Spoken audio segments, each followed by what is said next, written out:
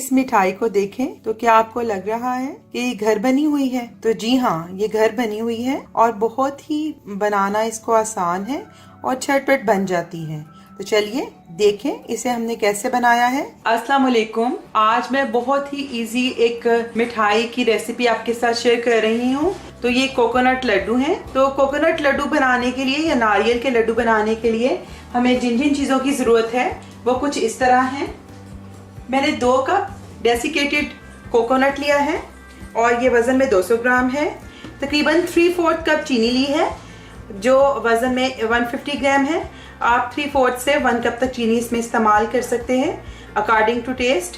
1 tablespoon मैंने घी लिया है और 1 कप मिल्क है जो कि 250 ml है।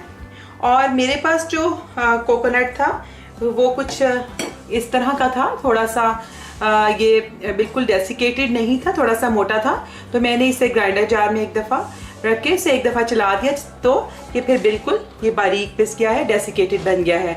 तो इस रेसिपी में हमें इस तरह बारीक कोकोनट की ज़रूरत है। तो चलिए हम इसे बनाना शुरू करते हैं। तो मैंने एक हैवी बॉटम का पैन ले लिया है और इसमें मैंने 1 टेबल स्पून घी शामिल कर दिया है और हमने फ्लेम बिल्कुल लो ही रखना है ताकि कोकोनट जो है वो जले नहीं और उसका कलर चेंज ना हो। तो मैं इसमें अब कोकोनट शामिल कर रही हूँ। तो लो फ्लेम पर भी हमने इसे 2 से 3 मिनट तक इसको हमने कुक करना है जब तक कि ये हल्का सा इसका फ्लेवर अच्छा हो जाए और थोड़ा सा ये भून जाए। 3 मिनट गुजरे हैं तो इसमें से एक हल्की हल्की खुशबू आनी शुरू हो गई है। इसका कलर चेंज बिल्कुल नहीं करना, लेकिन जब ये हल्की आंच पे हम इसे भूनेंगे तो इसमें से ये खुशबू आनी शुरू हो जाएगी कोकोनट की। तो अब हम इसमें दूध ऐड कर देंगे। 1 कप दूध मैं इसमें डाल रही हूँ। इसको हम मिक्स कर लेंगे। अब 2-3 मिनट मज़ीद गुजरे हैं तो जो दूध डाला था वो सारा खुश्क हो गया है। अब मैं इसके अंदर 3/4 कप चीनी ऐड कर दूँगी। तो चीनी हम ऐड करेंगे तो थोड़ी देर के बाद चीनी पानी छोड़ देगी। तो सारे पानी को खुश्क करना है अच्छे से। फ्लेम अभी मैंने मीडियम रखा है, मीडियम टू लो की तरफ है। तो आप देखिए चीनी मेल्ट हो रही है और उसने पानी छोड़ना शुरू कर दिया है। तो हम उस वक्त तक इसको हिलाकर मिक्स करते जाएंगे जब तक कि चीनी मुकम्मल तौर पे खुश्क ना हो जाए। अब चीनी का पानी खुश्क हो गया है और 10 मिनट तकरीबन इसमें लगे हैं। तो इस दौरान मैंने इसका फ्लेम मीडियम टू लो की तरफ ही रखा था और अब जब पानी खुश्क होना शुरू कर दे तो अब आप फ्लेम जो है बिल्कुल लो कर दें। अब इस मौका पर मैंने इसका फ्लेम बिल्कुल लो कर दिया है और इसको थोड़ा सा और इसे मिक्स कर लेंगे ताकि जो इसके अंदर जो थोड़ा बहुत मॉइस्चर रह गया है वो ख़त्म हो जाए।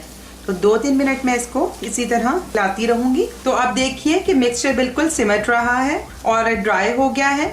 और आखिर में जो 2 मिनट मैंने इसे लो फ्लेम पर इसको भूना है जिसकी वजह से रोस्टेड कोकोनट का बहुत एक अच्छा सा फ्लेवर इसमें आ जाता है।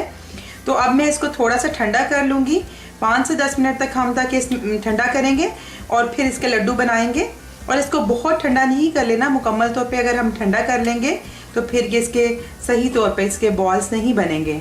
तो अब 8-10 मिनट तकरीबन हो गए हैं और मैंने इसे दूसरे बोल में भी शिफ्ट कर लिया था।